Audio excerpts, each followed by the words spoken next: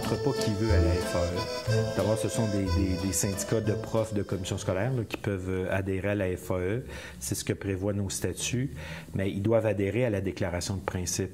Il y a donc, il y a donc un passage obligé. Si à partir du moment où il y a quelque chose dans la déclaration de principe qui ne te convient pas, bien, la FAE ne peut pas être un outil qui va te permettre de te sentir bien.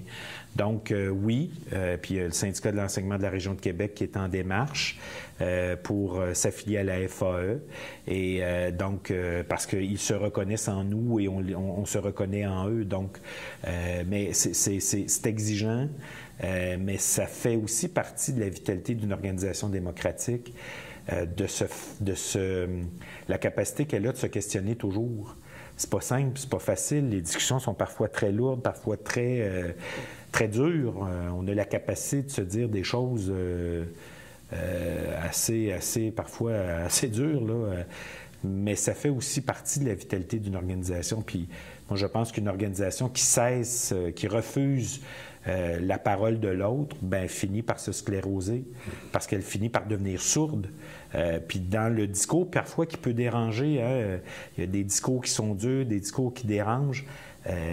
Nous, ça doit nous amener à nous questionner. Je vais vous donner un exemple. La dernière ronde de négociation qui s'est soldée là, en 2016 par l'entente de principe, ça a été très dur. Il y a des profs, il y a 3 de nos affiliés qui ont rejeté l'entente de principe, qui ont marqué leur dissidence parce que leur Assemblée générale leur avait confié le mandat d'être dissidents.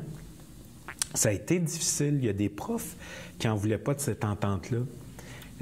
Mais nous, on s'est dit, à partir de ce regard-là très critique, qui est tout à fait justifié, est-ce qu'on a à questionner nos façons de faire en négociation?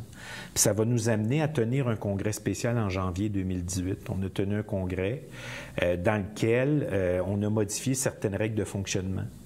Ces règles-là n'ont pas eu pour effet de délégitimer le processus de négociation qui va conduire à l'entente de principe. On s'est dit ensemble, cette négo-là, la négo, c'est un moment qu'on vit ensemble. Est-ce que dans la façon dont on note dans laquelle on fonctionne, avec laquelle on fonctionne, est-ce qu'il y a des choses qu'on peut améliorer? Si oui, bien regardons-le, ayons le courage de le regarder, même si ça fait mal, ayons le courage de le regarder, puis on va donc on a modifié certaines de nos façons de faire.